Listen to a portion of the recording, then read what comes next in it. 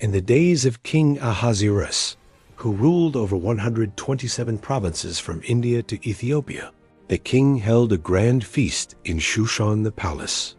All the nobles and princes were invited, and the palace glittered with gold and splendor. On the 7th day of the feast, when the king was merry with wine, he commanded Queen Vashti to appear before him, wearing her royal crown to show off her beauty to the people. But Vashti refused. The king was furious. His advisors warned, "If Vashti disobeys you and goes unpunished, all women will dishonor their husbands." So a royal decree was made. Vashti was removed as queen, and her position would be given to another more worthy. Later, when the king's anger cooled, young women from all over the provinces were gathered into the palace, prepared with beauty treatments for 12 months.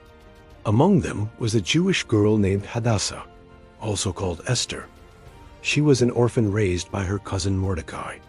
Esther was beautiful and found favor with everyone who saw her. When it was her turn to appear before the king, he loved her more than all the other women. So he set the royal crown on her head, and she became queen. But Esther kept her Jewish identity a secret, just as Mordecai had instructed. Mordecai, who sat at the king's gate, overheard 2 of the king's eunuchs plotting to assassinate King Ahasuerus. He told Queen Esther, who told the king in Mordecai's name. The matter was investigated and found to be true. The men were hanged, and the event was recorded in the royal chronicles. A man named Haman was promoted above all the other nobles. The king commanded all to bow before Haman, but Mordecai refused because he was a Jew. Haman was enraged.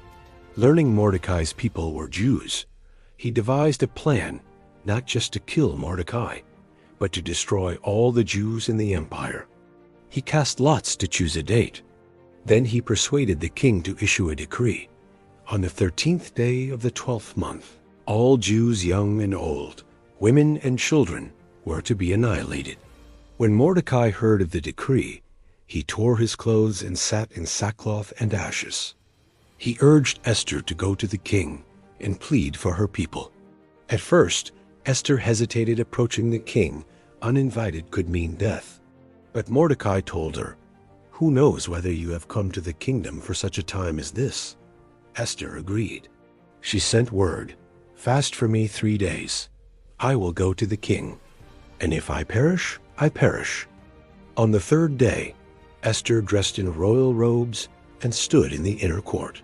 When the king saw her, he was pleased and held out the golden scepter. "What is your request, Queen Esther?" he asked. "Even up to half the kingdom, it shall be granted." Esther invited the king and Haman to a banquet. At the banquet, she invited them again the next day, promising to reveal her request then. Haman went home proud, but when he saw Mordecai refusing to bow, he was filled with rage. His wife suggested he build a gallows 75 feet high to hang Mordecai on it. That night, the king could not sleep. He ordered the royal records to be read and discovered Mordecai had saved his life, but had never been honored. The king asked Haman, "What should be done for the man the king delights to honor?" Thinking it was himself, Haman suggested a royal robe, horse, and parade. "Excellent," the king said. "Do all this for Mordecai." Haman had to lead the parade, honoring the man he hated. At the second banquet, the king again asked Esther, "What is your petition?" Esther replied, "If I have found favor, let my life and my people be spared, for we have been sold to be destroyed." "Who is he?" the king demanded. Esther answered, "The adversary is this wicked Haman." The king stormed out in fury. Haman begged Esther for his life, but the king returned and saw Haman falling on the couch where Esther was. "Will he assault the queen in my presence?" The king said. One of the eunuchs said, "Haman built gallows for Mordecai." The king ordered, "Hang him on it." And so Haman was hanged on the gallows he had built for Mordecai. Haman's estate was given to Esther. Mordecai was promoted, but the previous decree could not be revoked. So a new decree was issued. The Jews could defend themselves against any who attacked them. On the 13th day of the 12th month, the Jews struck down their enemies.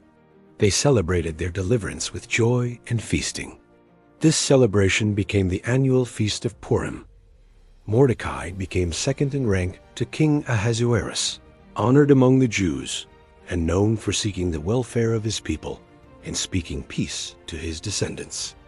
And so, through courage, wisdom, and divine providence, Esther, an orphan girl turned queen, became the vessel through whom God saved an entire nation. Who knows whether you have come to the kingdom for such a time as this?